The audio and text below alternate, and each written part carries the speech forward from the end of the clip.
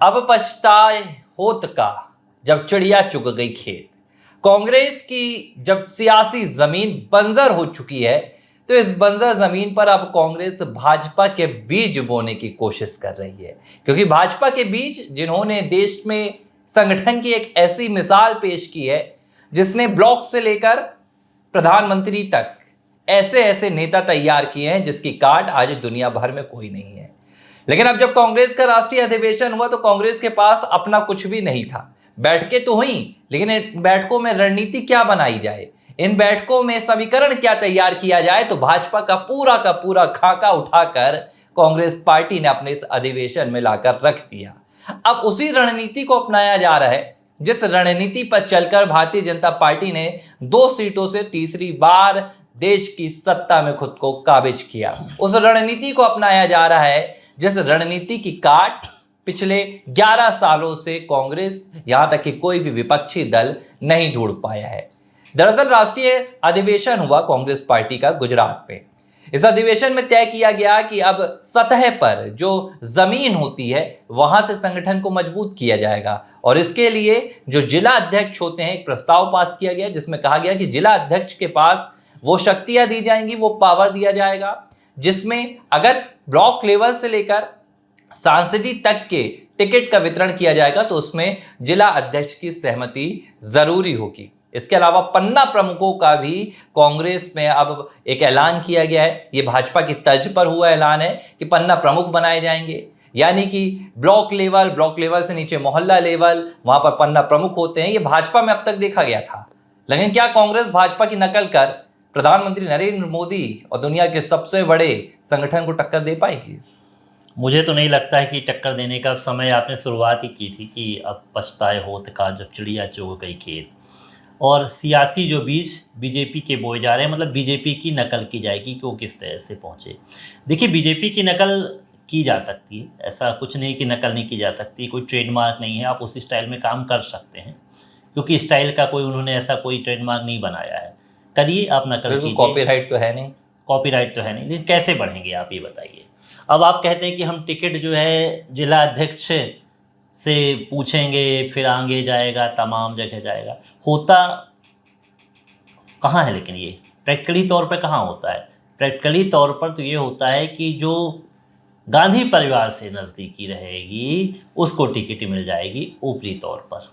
अभी तक तो कमलनाथ जी मध्य प्रदेश में टिकट का वितरण कर रहे थे और अभी भी उनकी नज़दीकी अगर गांधी परिवार से तो वो भी टिकट का वितरण करते रहेंगे।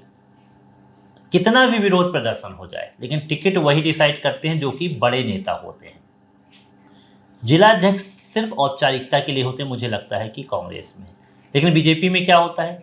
बीजेपी में ये होता है कि सिटिंग एमएलए, सिटिंग एमपी के भी टिकट काट दिए जाते हैं और कहा जाता है कि हमने आंतरिक सर्वे कराया है, आंतरिक सर्वे में आपकी स्थिति ठीक नहीं है, आपको चुनाव लड़ाया गया तो आप हार जाएंगे।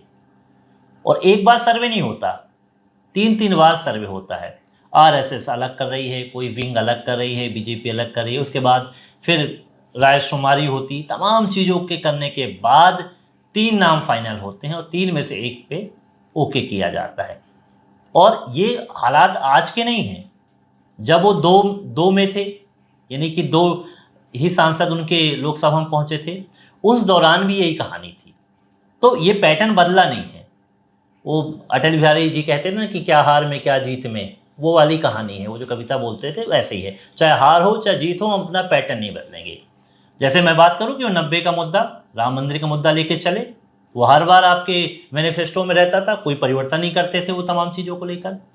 अब आप कहते हैं कि हम पन्ना से शुरू करेंगे, एक वोटर लिस्ट है, वोटर लिस्ट में एक पन्ना है, उस पन्ने में मान लीजिए कि 25 लोगों के नाम हैं, 25 में से 30 लोगों के नाम है तो 15-15 आप करेंगे, फिर अर्ध पन्ना प्रमुख भी बनाएंगे और फिर उसकी जिम्मेदारी देंगे कि ये 15 लोगों से टच में रखे और कांग्रेस के बारे में बताए। तो ये संभव कैसे है भाई? अभी तो ये स्थिति हो गई थी लोकसभा चुनाव में कि जो बूथ में बैठने वाले जो होते हैं ना कांग्रेस के कार्यकर्ता, वो नहीं मिल पा रहे थे, बाहर के लोगों को बैठाया जा रहा था। कई बार हम ग्राउंड लेवल पे जाते हैं, कहना नहीं चाहिए कि बाहर जो कुर्सियां रखी हों, कुर्सियां में कांग्रेस कार्यकर्ता नहीं दिखे कि पर्ची बना के दे दें और आप ये बात करें। मैं मानता हूं कि सत्ता में न रहने से संगठनात्मक रूप से स्थिति बिगड़ती है, लेकिन क्या बीजेपी के साथ ऐसा नहीं हुआ? बीजेपी को भी तो किसी प्रकार की फंडिंग नहीं हो पा रही थी अगर सत्ता में नहीं थी। सत्ता का एक रंग अलग होता है। तो उन्होंने मेंटेन किया। उनके जो कांग्रेस के कार्यकर्ता थे लगातार आंदोलन करते रहे, जनता संपर्क पे रहे। उन्होंने ऐसा प्रयास किया भाजपा के कार्यकर्ता कि एक ब्रांड तैयार किया। ब्रांड तैयार किया तो काम हुआ। मोदी ब्रांड कैसे बना भाई? मोदी ब्रांड केवल व्यक्तिगत नहीं है, पार्टी ने ही उनको ब्रांड बनाया ना। अगर पार्टी के असंख्य कार्यकर्ता नहीं होते तो क्या वो ब्रांड बन पाते और क्या वो प्रचार प्रसार कर पाते? तो सबसे पहले तो नेतृत्व को, लीडरशिप को ही देखना पड़ेगा कि लीडरशिप क्या है। हम लीडरशिप अध्यक्ष की सिस्टम को मान रहे हैं। यहाँ तो मल्लिकार्जुन खड़गे को कुर्सी अलग करके रख दी जाती है, तो उनके निर्णय भी ऐसे उठा के पन्ने से किनारे रख दिया जाएगा, लिस्ट जाएगी तो। अब जब सोनिया गांधी जी, प्रियंका गांधी जी और अपने राहुल गांधी जी को सब कुछ तय करना है, तो ये अध्यक्ष, उपाध्यक्ष, महामंत्री, ये कहने का क्या मतलब है भाई कि हम सबसे रायशुमारी करेंगे? तो ये तस्वीर अलग है। और जहां पर वो नारे कांग्रेस इन इंडिया, आप बताएं कौन से नारे लग रहे थे? मैंने सुना इंदिरा इस इंडिया का जो एक दौर था वो फिर कांग्रेस पार्टी वापस ला रही है। अब राष्ट्रीय अधिवेशन में क्या होता है, नारे लगाए कांग्रेस नेताओं ने, राहुल गांधी हिंदुस्तान, सोनिया गांधी हिंदुस्तान। इस पर भी मैं आऊंगा, लेकिन मैं एक बात यहां पर बोल दूं कि आप ये बात तो कह रहे हैं, हम कहेंगे व्यवहारिक बात की जा रही है कि कांग्रेस पार्टी जिला अध्यक्षों को शक्ति देने जा रही है, जिला अध्यक्षों को पावर देने जा रही है। लेकिन हकीकत क्या है, जब केरल से ही, तिरुवनंतपुरम से कांग्रेस पार्टी के सांसद हैं शशि थरूर, जिन्होंने कांग्रेस के राष्ट्रीय अध्यक्ष के पद के लिए चुनाव भी लड़ा था, जब वो ये बात कह देते हैं कि हमें कुछ बदलाव की जरूरत है, या वो कुछ प्रधानमंत्री नरेंद्र मोदी की राष्ट्रीय हित के मुद्दे पर तारीफ कर देते हैं, तो बाकायदा कांग्रेस हाईकमान ये बात कहता है कि आप पार्टी लाइन के खिलाफ नहीं जाएंगे, आप संगठन में किसी तरह के बदलाव की मांग नहीं करेंगे।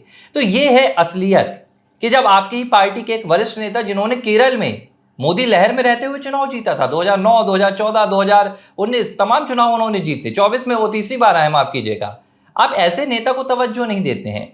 आपके अंदर अगर G20 एक संगठन बना था तो उसके लिए जिम्मेदार कौन था? ये संगठन कांग्रेस के खिलाफ नहीं था, ये संगठन गांधी परिवार के खिलाफ था। चाहे वो गुलाम नबी हो, इनके अलावा कपिल सिब्बल हो, इनके अलावा जितिन प्रसाद जैसे तमाम नेता हो, अगर आज इन नेताओं ने पार्टी को छोड़ा है तो इसके पीछे जिम्मेदार कौन था? ज्योतिरादित्य सिंधिया देख लीजिए।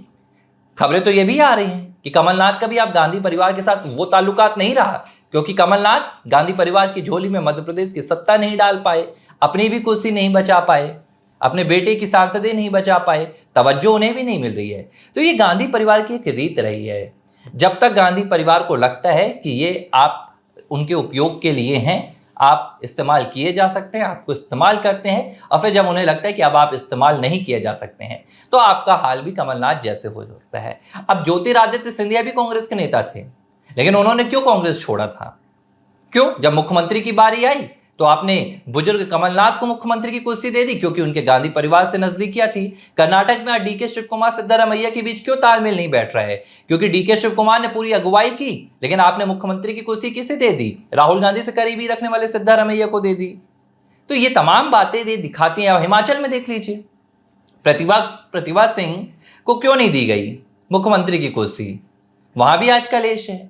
ये तमाम बातें हैं। तो ऐसे में जब आप कहते हैं कि हम अपने जिला अध्यक्ष को मजबूत कर रहे हैं, हम प्रस्ताव पास कर रहे हैं, तो ये लगता है कि आपने एक राष्ट्रीय अधिवेशन किया है और आपको एक सार्वजनिक तौर पर दिखाना रहता है कि हम संगठन की मजबूती में काम कर रहे हैं, हम संगठन को यहाँ पर शक्ति दे रहे हैं। ये तमाम बातें सिर्फ पन्नों में सीमित है, आपके पन्ना प्रमुख की कहानी भी, क्योंकि असल कार्यकर्ताओं को क्या मिल रहा है ये राहुल गांधी गुजरात में जाकर पहले कह चुके हैं। राहुल गांधी आरोप लगाते हैं कि गुजरात के कांग्रेस कार्यकर्ता और नेता तो भाजपा से मिले हुए हैं। बिहार जाते हैं तो कहते हैं कि जैसे हमें काम करना चाहिए था वैसे हमने काम नहीं किया। राहुल गांधी कभी ये क्यों नहीं कहते कि मैं गांधी परिवार का सदस्य होने के चलते मेरे पास जो कांग्रेस की इतनी बड़ी विरासत थी, मेरे पास देश की सत्ता थी, अगर आज ये कांग्रेस के हाथ से गई है तो इसका जिम्मेदार मैं हूं, क्योंकि विरासत की सियासत को तो मुझे आगे लेकर जाना था। तो अगर लीडर, एक नेतृत्वकर्ता खुद में दोष ना देखे और अपनी हार का जिम्मेदार अगले को ठहराने लगे तो ये विनाशकाली विपरीत बुद्धि होती है। और फिर ऐसे में अगर ये बातें आप करते हैं कि आप पन्ना प्रमुख बनाएंगे, और फिर वो वाली बातें, अब कांग्रेस के भीतर क्या हो रहा है आप देखिए कि राहुल गांधी को हिंदुस्तान बताया जा रहा है। सोनिया गांधी को हिंदुस्तान बताया जा रहा है, और ये कांग्रेस की आज की रीत नहीं है। कभी इंदिरा को इंडिया बताया जाता था, India means Indira, Indira means India, और वो दौर फिर लाया जा रहा है। भाई इतने बड़े नेता आप कब से हो गए कि आपकी तुलना भारत से की जाने तो लगे? सियासी जमीन क्या है आपकी? कितने जगह आपकी सरकार है? 3 राज्यों में आपकी सरकार है। और आप कहते हैं कि हम इतने पावरफुल हैं। आप जनता से कनेक्टिविटी कितनी रख पा रहे हैं? आपका वोट बैंक लगातार गिरता जा रहा है, आप जमानत नहीं बचा पा रहे हैं, आप तीसरे नंबर पे आ रहे हैं। तो ये स्थिति संगठन को मजबूत करने से ही बदल सकती है। अगर संगठन आप मजबूत नहीं कर पा रहे हैं और आप सिर्फ अधिवेशन तक ही सीमित रहते हैं, अधिवेशन में बातें होती है वहीं तक सीमित रहते हो, तो ये मुझे नहीं लगता कि इसमें पॉसिबिलिटी कुछ है। बीजेपी की अगर आपको टक्कर देना है, बीजेपी से टक्कर लेनी है, तो आपको तमाम ग्राउंड लेवल पे ही काम करना पड़ेगा। और ये नहीं कि बचकानी बातें करें कि आप सिर्फ टारगेट मोदी को करते हैं, आप एक व्यक्ति को बात करते हैं। भाई संगठन को तोड़ने की कोशिश कीजिए ना, उस मजबूती से खड़े होइए ना। आप लोगों को खड़ा कीजिए, संख्या बल खड़ा कीजिए, और संख्या बल के साथ मुद्दे सही होना चाहिए। अगर आपके बेहतर मुद्दे हैं तो जनता आप पर भरोसा करती है, लेकिन आप मुद्दे ही उठा नहीं पाते। सच बात यह है कि कांग्रेस पार्टी के जो मुद्दे रहते हैं वो गांधी परिवार पर केंद्रित रहते हैं। आप ईडी का मसला उठाते हैं, आप कहते हैं कि ईडी दुरुपयोग कर रही है अपनी ताकतों का, सीबीआई दुरुपयोग कर रही है। आप मुझे एक बात बताइए, आम आदमी का ईडी से क्या कनेक्शन है? ये तो आप इसलिए मुद्दे उठा रहे हैं क्योंकि आपके खिलाफ ईडी काम कर रहा है, ईडी आपकी जांच कर रही है, आधे से ज्यादा आपके नेताओं की जांच कर रही है। भाई आप जनता के मसलों को उठाइए। मैं ये नहीं कह रहा कि आप क्या मोदी सरकार ने कोई भी ऐसा काम नहीं किया होगा जिसकी आलोचना हम तीसरे कार्यकाल में ना कर सकें। अगर आपको लगता है देश में बेरोजगारी तो आप मसला उठाइए, आंकड़े दीजिए। आपको लगता है कि महंगाई है तो आंकड़े उठाइए। आपने क्यों नहीं उठाया तेलंगाना का मुद्दा? हैदराबाद यूनिवर्सिटी की मैं बात कर रहा हूं, जहां पर जो पूरा जंगल 400 एकड़ का उजाड़ा जा रहा है, राहुल गांधी को उठाना चाहिए मुद्दा। आप बिहार जाकर तो कहते हैं कि यहां कांग्रेस कार्यकर्ताओं ने काम नहीं किया, गुजरात में जाकर आप कार्यकर्ताओं को दोष मरते हैं, लेकिन तेलंगाना की सरकार के लिए आपने 2 शब्द क्यों नहीं कहा? यह राहुल गांधी का दोहरा चरित्र है, यह राहुल गांधी का दोहरा रवैया है, जहां वो खुद को महान बताने के लिए, खुद को एक सफल नेतृत्वकर्ता बताने के लिए दिखावा करते हैं कि मैं अपनी पार्टी के भीतर दोष देखता हूं। क्योंकि कहा जाता है ना कि एक अच्छा नेतृत्वकर्ता खुद के भीतर दोष देखता है, लेकिन राहुल गांधी खुद के भीतर दोष नहीं देख पाते हैं। किताबों से पढ़ी बातों को आप ये मत मानिए कि जो हमने किताबों में पढ़ा, लीडरशिप के बारे में पढ़ा, आप वो बातें बोलते हैं। देखिए, पढ़ के कोई बड़ा वक्ता नहीं बन सकता, और किसी बड़े नेता की या किसी ने बड़ा वक्ता है उसकी हमने नकल कर ली और उस तरह से बोलना शुरू कर दिया, तेज तेज बोलना शुरू कर दिया, हमलावर होना, ये तमाम चीज़ें मुद्दों पे होती हैं। अगर हम मुद्दों पे बात करते हैं तो तस्वीर बदलती है। तो आप सिर्फ नकल कर लें संगठन की और उस तरह से सोचें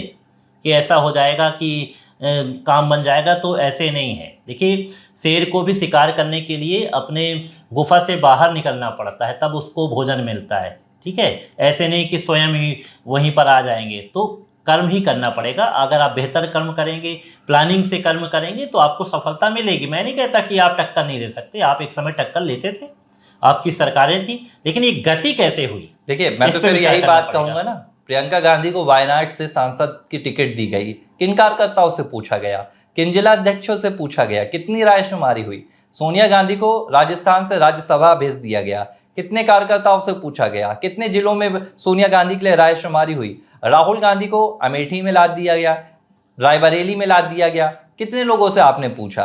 तो ये बातें, ये सबको पता है कि पूरी कांग्रेस 3 सदस्य मिलकर चला रहे हैं। एक ही परिवार के 3 सदस्य हैं जो देश के अलग अलग सदनों में हैं, और उसके बाद अगर आप पन्ना प्रमुख तक की बात करते हैं तो ये एक बड़ा लोकतांत्रिक मजाक लगता है। और ये बात अब किसी से छिपी भी नहीं है कि कांग्रेस पार्टी की हकीकत क्या है, जमीन पर क्या हाल है और अधिवेशनों में क्या चर्चा होती है। तो ये बहुत ज़्यादा ताल्लुक भी रखने वाली बात नहीं है, लेकिन जिस लिहाज से कांग्रेस पार्टी ये प्रस्ताव पास कर रही है, उससे ये सच भी सामने आ रहा है कि कांग्रेस के पास फिलहाल कागजों में रहने के अलावा दूसरी कोई जमीनी हकीकत नजर नहीं आती है। ABC हिंदी न्यूज, आज ही जुड़िए हर खबर के साथ।